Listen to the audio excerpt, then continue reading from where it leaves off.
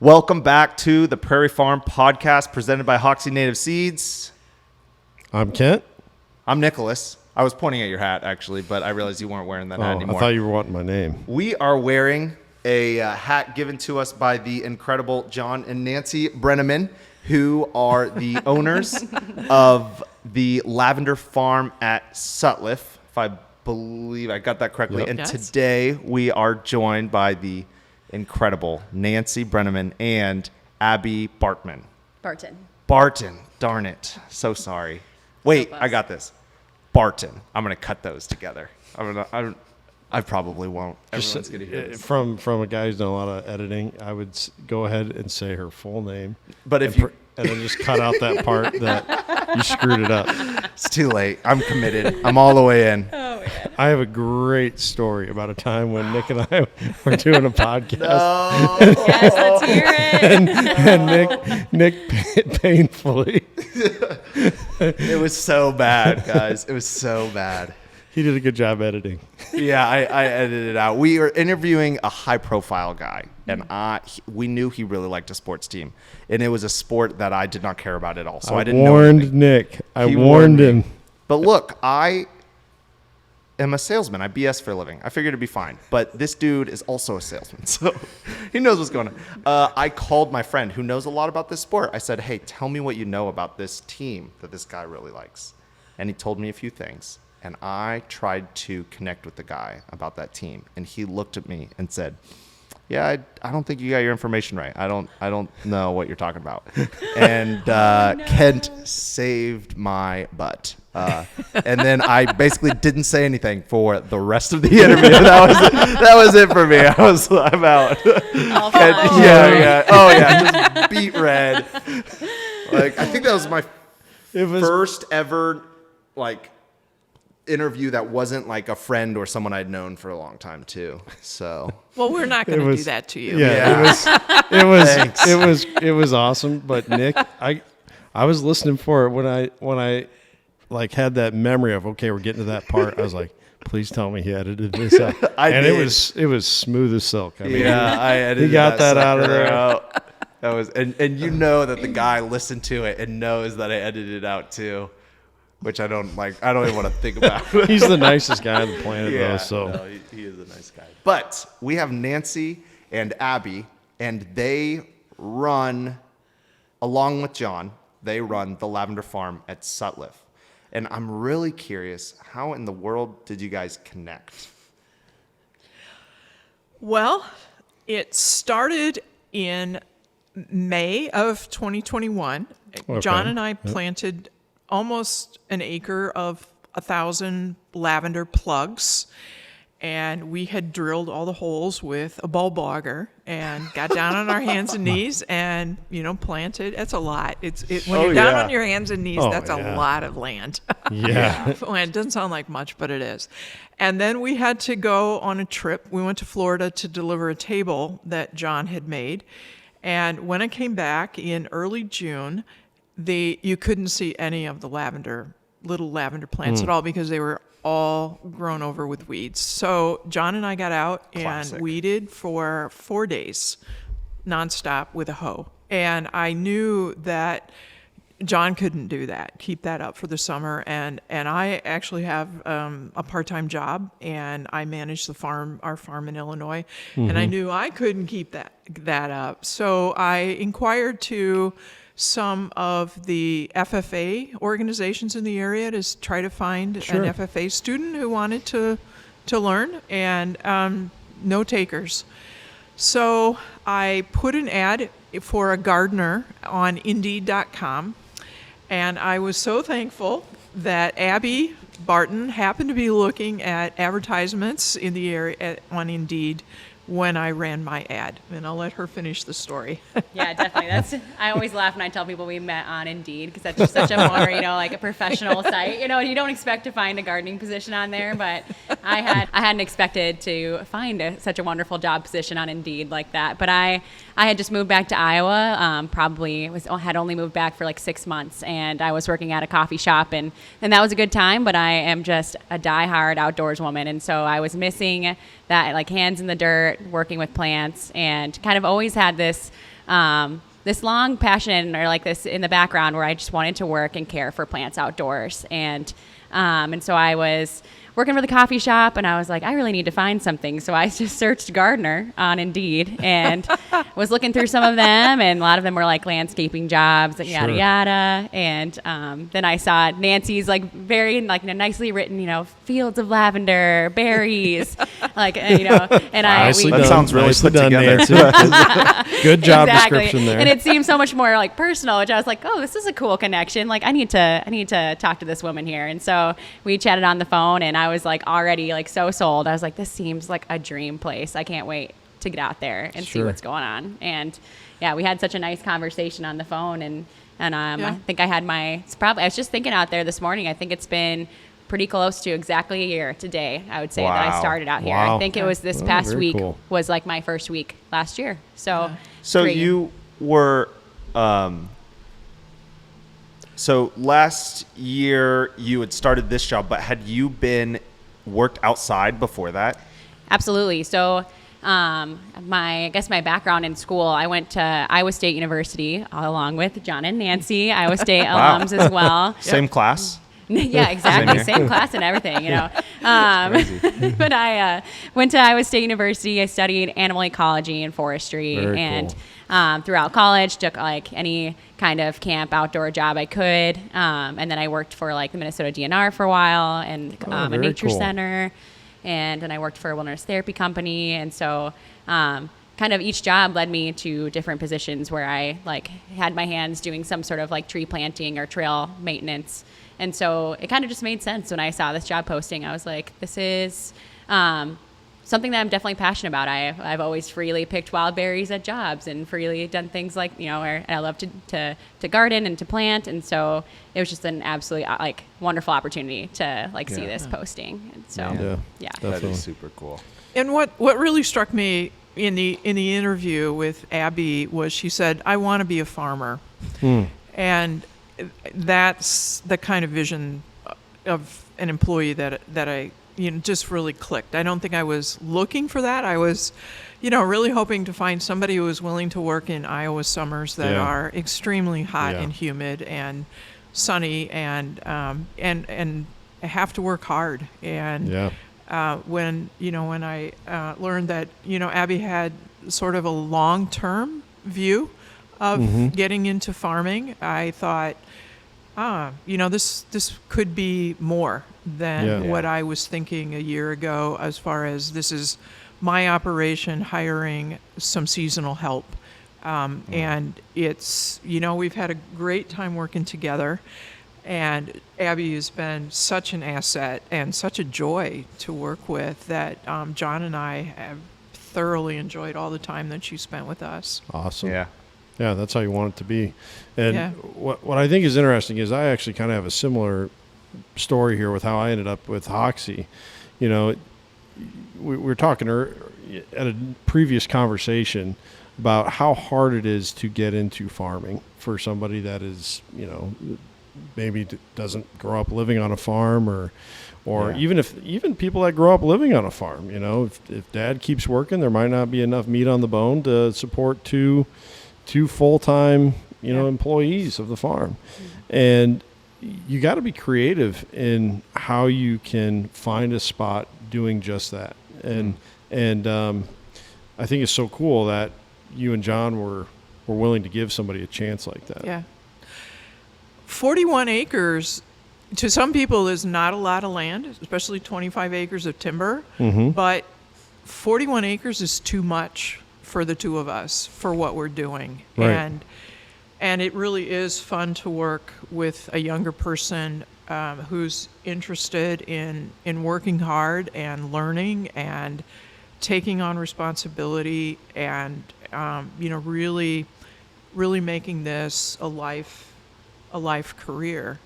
And I've done some public speaking to try to encourage landowners to think about what can you do to help bring young people into farming. And there are so many opportunities with farmsteads that are not being used, with buildings and Yeah. small pastures around farmsteads that are not being used as you drive around Yep. the countryside in the Midwest. And just taking a few acres and making some capital investments to help a young person get into farming. It's rewarding, it's fun, it's energizing, and it helps our local communities, to bring families into rural areas where we've lost so many people. Yeah. Yeah.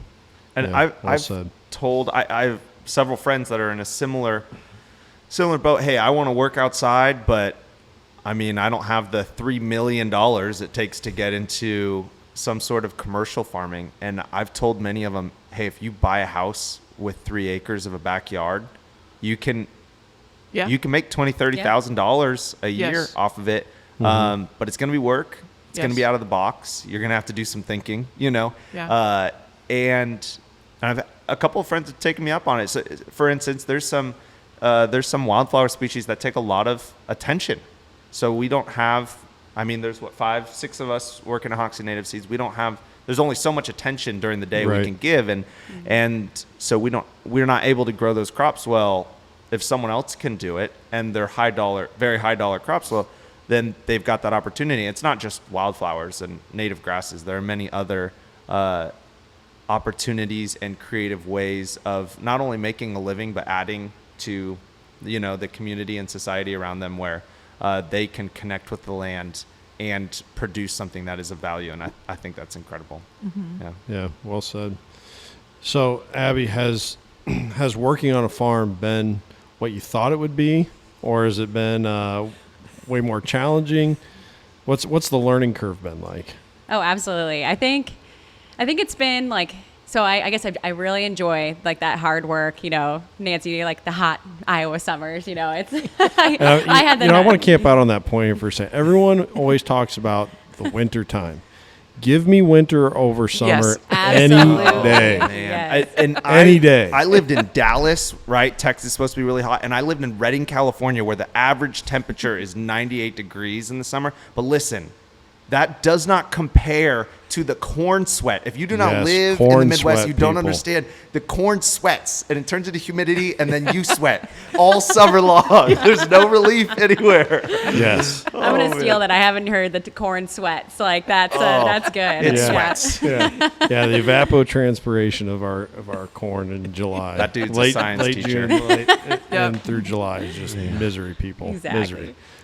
But yes, so Oh sorry to yeah, of interrupt course, you. yeah. So I did a lot of my positions and jobs I worked in. I've been just living in the Northwoods. I was up in like way northern Minnesota or northern Wisconsin, and so I think that Iowa humidity that I've been away from for a few years is definitely kind of slows things down a little bit and some of the heat. But I think that, but no, I think there's been a lot of pieces. Like I've had so many pieces. I've been learning so much from Nancy as I go. She's been an excellent mentor, and there were some pieces that I just hadn't learned yet. Like I didn't understand, Sure.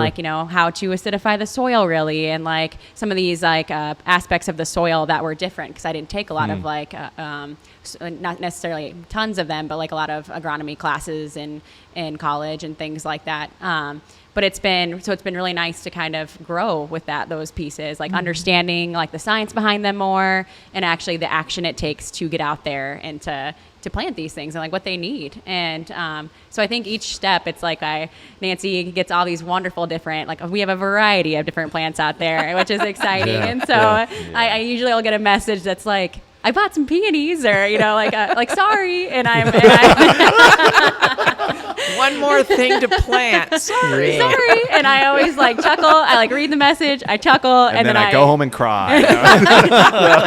This time I was oh, I love peonies. That's great. Let's get them going. So, but no, it's an adventure. I think she and I have such a great communication, and I think it's it's kind of, it's been like a take action. And like you were saying, you have these, friends of yours or these people like are these wildflower species that need a lot of looking after. And, 41 acres is a lot. So we, between the both of us having to look after these species or these plants, it's, that's also been a piece of it. That's the harder thing that I've been realizing. Like I put these plants in the ground and we put these plants in the ground and having to be like, oh, I better go check back and see how those peonies are going. It's been some time, but, so I think it's really been like, I enjoy the aspects of working outside and getting my hands in the dirt, but there's some really fun, like, more science pieces that I really love that kind of brings me back to like school and teaching again, which is really nice and I enjoy. I'm sure you've experienced this as well, but there's something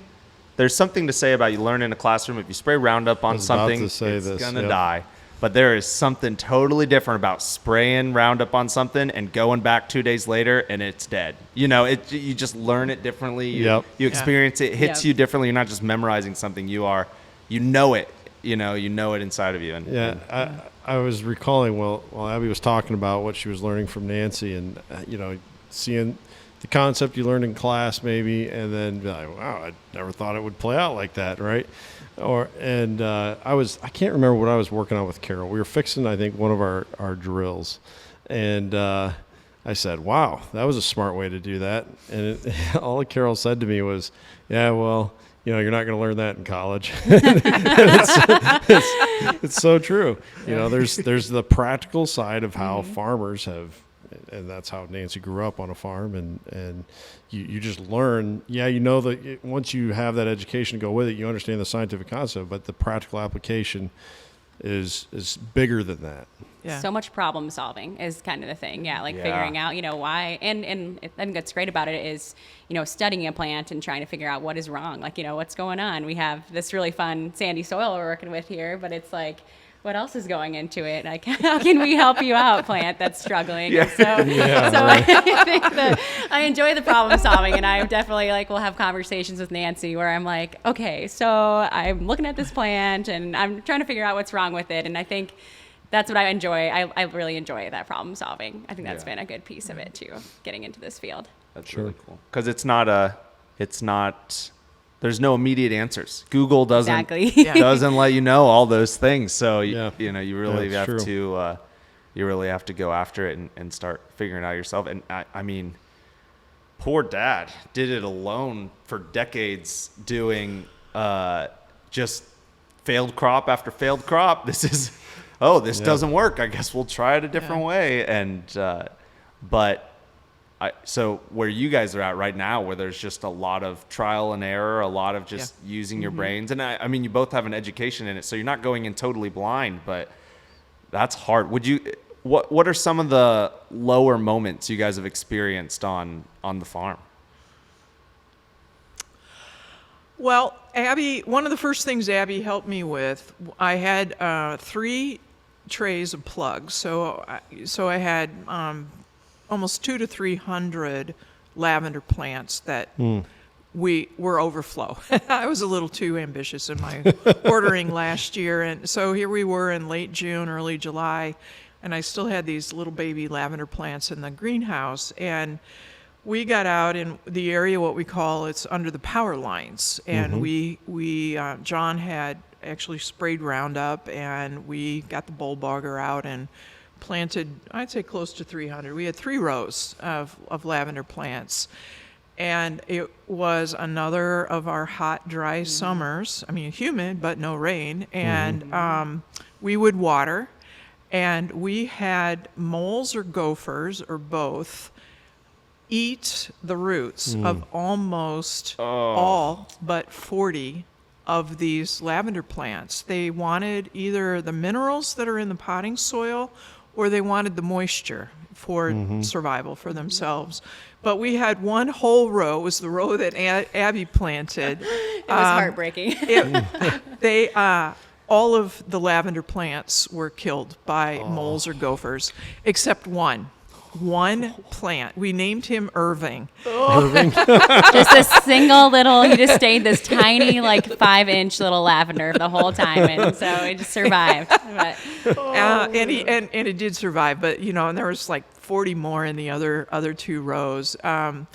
And it was so frustrating because I just have no expertise in how to control rodents. And we found a really great trapper who's nice. a professional trapper, Dave. And we pay him an annual fee, and he comes out and sets traps for us. And he taught Abby how to set vole traps to trap very voles in the wintertime. And that, I really want to try to live with wildlife and work with them as much as I can. But there's a lot of other space you can live. And besides wildlife has to be managed too, Yeah. So that was one of the low points for me. I don't know, Abby, do you? yeah, I think once she mentioned greenhouse, I was like, ooh, a greenhouse. And so the greenhouse was in a more protected area last summer and this past whole year, past year, from the wind. It was in this nice little corner near their machine shed.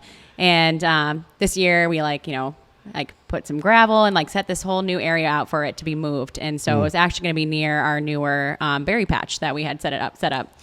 And so John and I get out there, we move it, we set it back up. We thought we got it into the ground well, we had I can't remember what we used the first time around to get it to be staked down, but apparently it wasn't enough. And so I'm out there planting some berries. I hear this ruffle in the wind, and it's those great 60-mile-per-hour winds we experienced this spring, and it just took it and it moved it completely at a 180. And at that time we were able to recover it, so we did it again. We instead installed we used rebar. We put some rebar and had this completely staked down greenhouse. And once again, I'm out there, and it was blowing so bad that I even stood to hold this greenhouse to hold it steady, and it just bent. I know. Actually, the funniest moment is I'm holding this greenhouse like this. John, thankfully, he's always around when something's going wrong, and I look around always something will happen. I turn and I just look at him, and I'm like, John, and he's like, yeah, I got you. And so I'm standing there holding this greenhouse that's truly crumbling under my hands. Not joking. It's bending. No. The frame is bending against my hands. I'm in a crouched position. John goes, I'm gonna go get something. If you gotta let it go, just let it go. And I was like, okay, that's fine. And so I've not heard this story. This is the detailed story, Nancy. And so I was standing there. We look at it, and it was one of those moments where I think we talked to Nancy about it too. We were like, okay, unfortunately, we have to give up on the greenhouse. And that was kind of a bummer we had. Actually, when you guys were walking around the tour with us today, or with Nancy today, it's a lot of those seeds would have been started as little plugs and been we would have been transplanting them into that area under the power lines. And so we were getting a different kind of, with this really lean towards perennials. The focus for me and for us this spring was planting these perennials. And so these these seeds that we had available without a greenhouse, they just didn't get any attention. And so we're kind of out there planting them right now, hoping for the best. But it's one of those things that I think and wonder, man, what if we did have that time? And it was just a busy time too. So even if we did have the time, I almost wonder, would we still be able to have done it without the greenhouse, or with the greenhouse, excuse me. Right. But yeah, it at least led to a funny story, and we still were able to plant a lot of really fun perennial plants. And there was always a plant around to plant, so it was exciting. Crazy. So you didn't blow away in the wind with the greenhouse? I did, and I'm still here today. But wow. Incredible. It's crazy because you guys are planting something right now, and just hoping for the best. Yeah. Which is what people did 200 years ago, but they were doing it for their food. They were just hoping for the best, and hope it worked, and hope there were no moles, and hope wind didn't blow over their corn, and all sorts of stuff. But almost the mental fortitude to do that for a living in today's age, when comfort is readily available, to be able to have a comfortable job where everything is laid out in front of you is so easy. For fun, you guys are like, nah, I want to not know my future. I want to be uncertain about everything that Live I'm on the doing edge. today. Yeah. But there's just something about caring for a living plant or animal. There's just such a reward, and I just happen to love plants, and so that's my focus. I love sheep too, but we don't have the fencing for sheep or goats. We could sure use them, but it's just so much fun to watch plants grow and to be a part of that process, to provide the water and the nutrients and understand the soils and understand what the soils need to provide the best growing environment for plants. To me, it's a dream. It's a dream come true. Well, and there's a legacy there too. You know, you've Yeah. talked before about using farming with perennials. You know, that cuts down on that input cost and Yes. takes it more to a maintenance type of crop. There's a legacy there, you know, or hardwoods. You know, that, Yes, yeah. the farm that I live on, it's been in my family for almost 100 years, and all the trees around there were planted by my great grandmother, who I never met. You know, she passed away before I was born, and the lilac bushes that have been there since before my grandfather was born, and maybe even since before the house that sits there now was built. You know, and the same with the peonies out front. There's a legacy there behind these plants. Yeah. That you can't even really, I mean, yeah, you can have, you know, that genetic line through livestock or something like that. But with plants, you can have that longevity that, Yes. that, you know, I love that quote, about planting a tree in whose shade you'll never sit, you know, that's that definition of giving back to the land that long survives our time here. Yeah. Yeah. Yeah. What's the gentleman's name that he coined the phrase, it's not ours, just our turn? Oh, Doug Duran. Doug Duran, thank you. Yeah, and that's said so really true. well. It's not ours, just our turn. And I don't know. Sometimes we feel a little entitled about what we get to do to land and things like that. But at Hoxie Native Seeds for a while, our slogan was, we don't just subdue, we conserve. Because there is something about working ground, and I don't think farming is just bad. You know, we shouldn't just like quit farming or anything, but there is something beautiful about doing it in tune with the earth, and at the same time preserving a little bit of what used to be, you know. Yes. Doesn't Right. keep some of the beauty. Bringing it back. Yeah, Abby, I was going to ask you a question along these lines. If this had been a job that was more of and I heard somebody, Dr. Grant Wood, I think was a famous painter, American Gothic, right? Yep. But Grant Wood's down in, I think he's in the Ozarks. And he had said, I don't like to call it traditional farming because it's not traditional farming. Conventional farming would be, you know, what we see every direction around us, right? When we're looking at the Iowa landscape. If this had been a conventional farming type of job, would you have been as interested?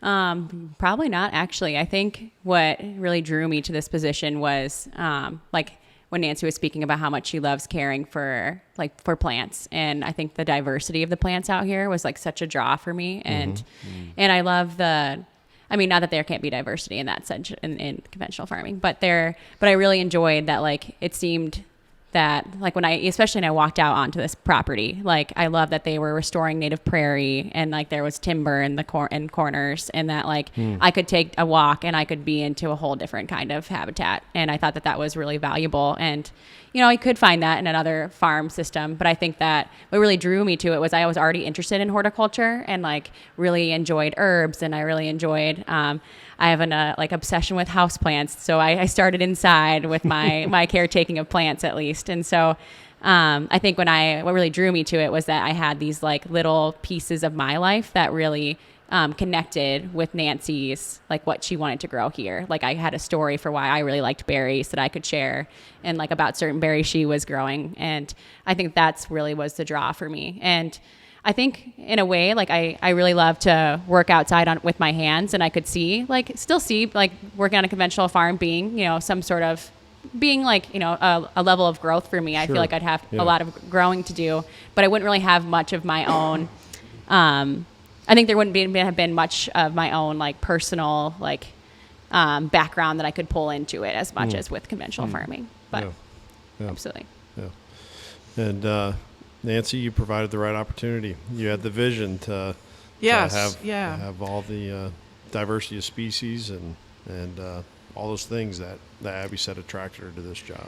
Well, and I think another area where it's a really good fit for Abby working for us is she mentioned her educational background and most of her work experience has been in forestry. And we have 25 acres of timber, and there's a lot of work to be done in timbers. You do not just let a timber go. You can't let it go. Nope. We walking around today, we saw a timber that we just haven't had time to spend time on. And Abby knows trees and timber areas, and so in the wintertime, this past winter, as she was working for us, we have 2 battery-operated chainsaws, and we are working on eradicating black locusts out of our hardwood stands. That stuff's hard to totally eradicate. It's hard to get rid of. Yes. Oh, yes. Yeah. But it really helps to cut them down. And they cut them down and use them for a purpose. We hardwood. cut them down and we chip them and we use them as our mulch for our berries and our shrubs. And so they kind of get a whole nother life working with us, which is good. But and we have a pile of some good-sized young black locusts that, might be 4 to 6 inch diameter that we can use for fence posts. It Locust is doesn't a rot. good hardwood. It's a great wood for fence posts. So we've got those piled up, ready to use. But and Abby started making some trails. I love to go for walks on our property and walk in the woods. When you get past the thicket of black locusts to get into the woods, we have a stand of shagbark hickories, and I tell you, there Beautiful is stand. nothing more charming, or they just make me laugh almost. They are, shagbark hickories are just a gorgeous tree. Yeah. we have an excellent picture of you by a shagbark hickory. It's a great So- one. Happiest Nancy ever. So it's it's just fun to get into the timber, and I'm learning to identify trees in the winter by the bark, and it's fun to see the trees that are out there, and it's kind of like visiting friends when you go for the walk in the same timber. What do you do to make a trail? Do you just cut the trees out and the ground kind of packs itself in as you're walking on it, or? Yeah, so it's a lot of you can even just simply use some hand tools too, and like some pruners and all sorts of things. It depends on the area. Like when I was working in Colorado, I was working on a trail crew there for AmeriCorps, and we were using quite different tools, more of like a pickaxe or a McLeod, which kind of has that blunt end and the rake. And these areas, you don't need a ton of work on the ground level once you kind of clear out those really young trees. And thankfully, when I was starting, there wasn't too many larger trees that I was really cutting down. Actually, before we started talking about chainsawing, I was out there with like a hand. I was using like more of a handsaw, and Nancy was like, "Oh, we gotta we can get you on the chainsaw." And I was like, my eyes were like big. I was like, "Really? Great," because I miss it. I love using a chainsaw. So yeah, honestly, like that, it's such a wonderful opportunity getting to work in their timber, and it brings me joy being like surrounded by the forest and the woods. And so I think it's fun and exciting they said they have a lot of work to do in there, and it's a great part of the job, absolutely, to take care of that. I've worked with trees before, and I didn't mind it, but one time, it was in the summer, I was working for my uncle, and he has a pretty big property. It was in high school, and a big old storm had come through. And I was like, well, I guess I'm moving all these huge bows, like huge, 12 inches around kind of thing. Oh, man. And he has every tool imaginable. So I went in, I found this handsaw, and for like 3 days, he was gone for the weekend for like 3 days. I just cut these things with a handsaw.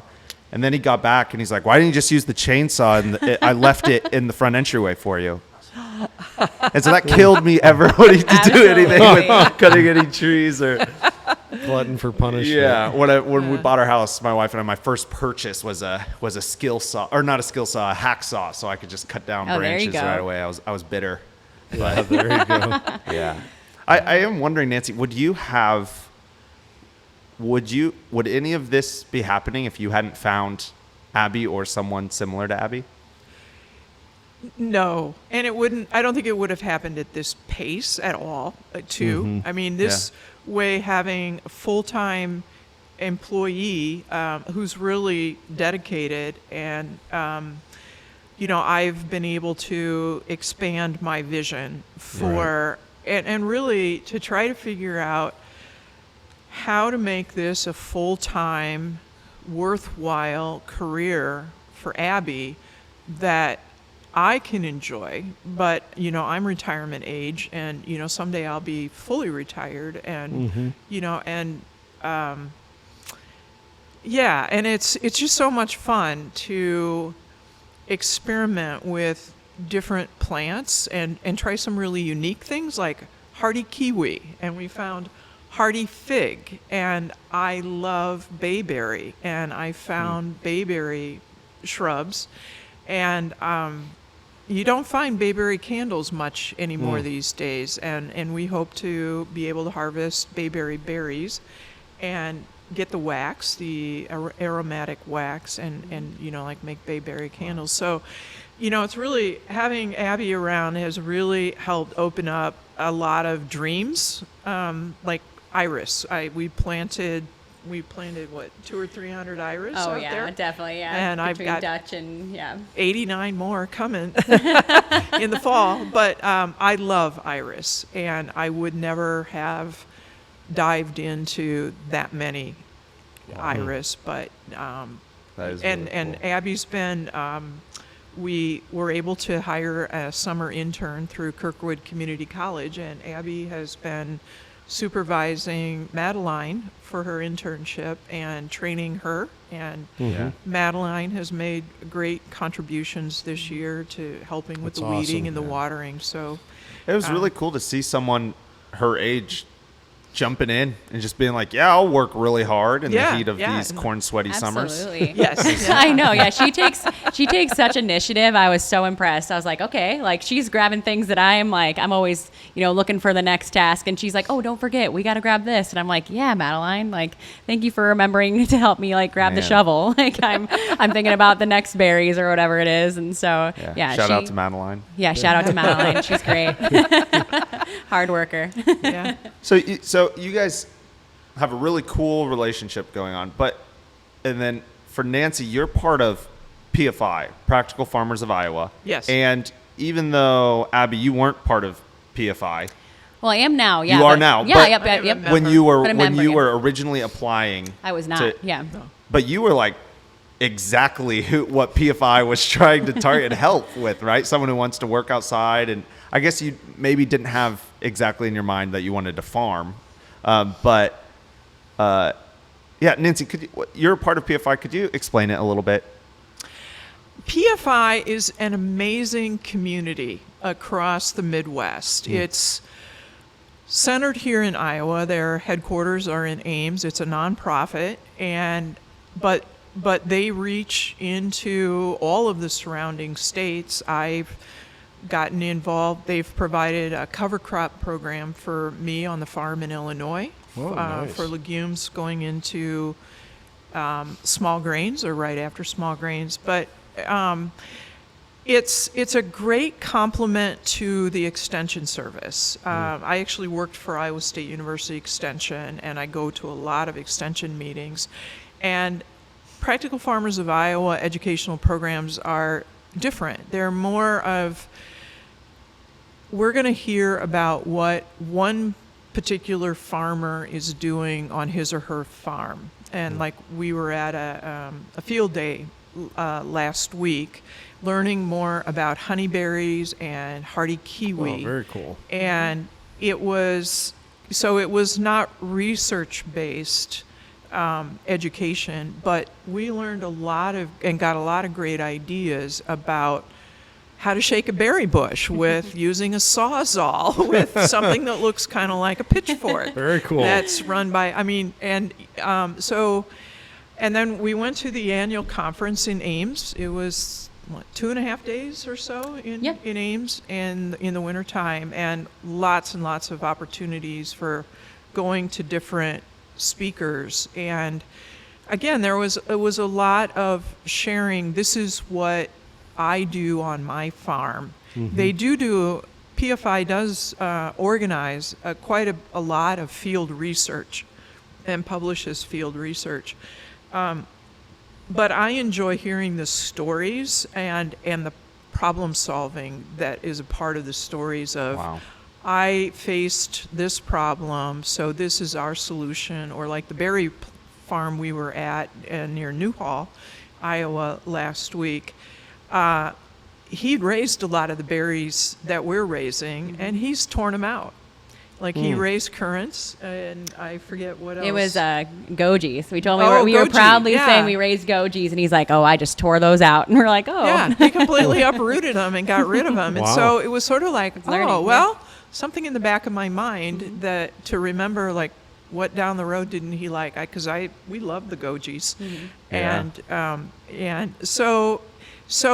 But it's fun. Like we went out to dinner at the annual conference, the PFI annual conference, with three men who were putting on their overcoats, and we realized they were from Nebraska. So as Iowans, we always got to kid the Nebraskans, right? Yeah, right. And we got to talking with them, and they said, where's a good place to go to dinner? And we said, of course, Hickory Park, and follow us, and we'll just all meet up at Hickory Park. And they turned out to be organic crop farmers. So these are men that had at least 2,000 acres of organic corn, soybeans, and wheat.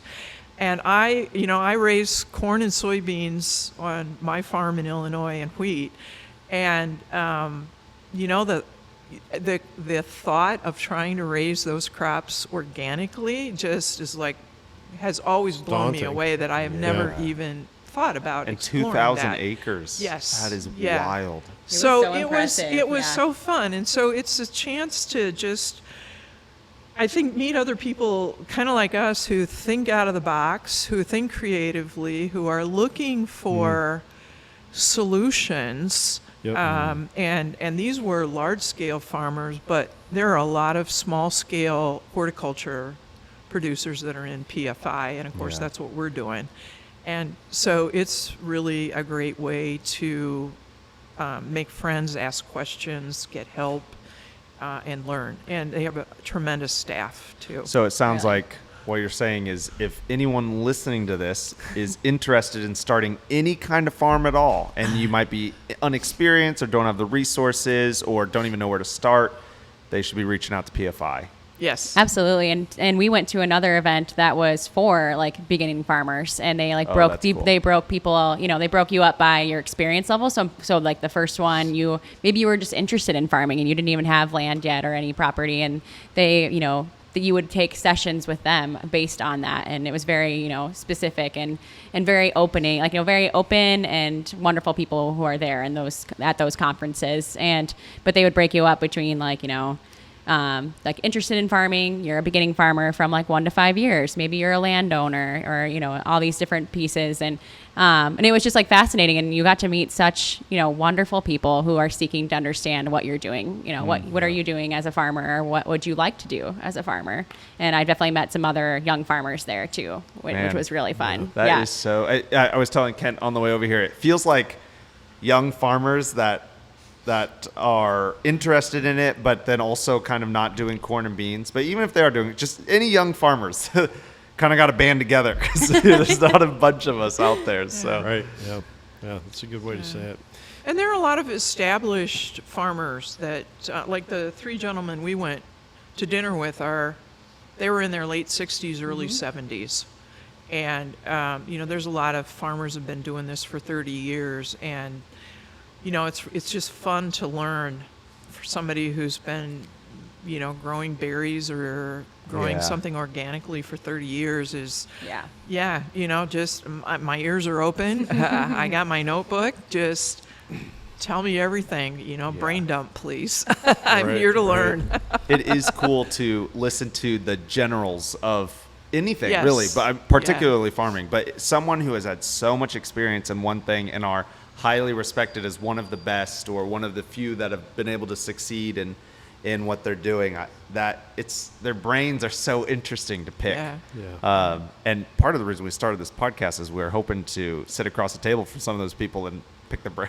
Yeah, right. Yeah. Well, I'm really excited that, Nicholas, that you're interested in Practical Farmers of Iowa, because I think there are many of the people that I've met in PFI are very concerned and very interested in conservation, wildlife Yeah. and natural resource conservation.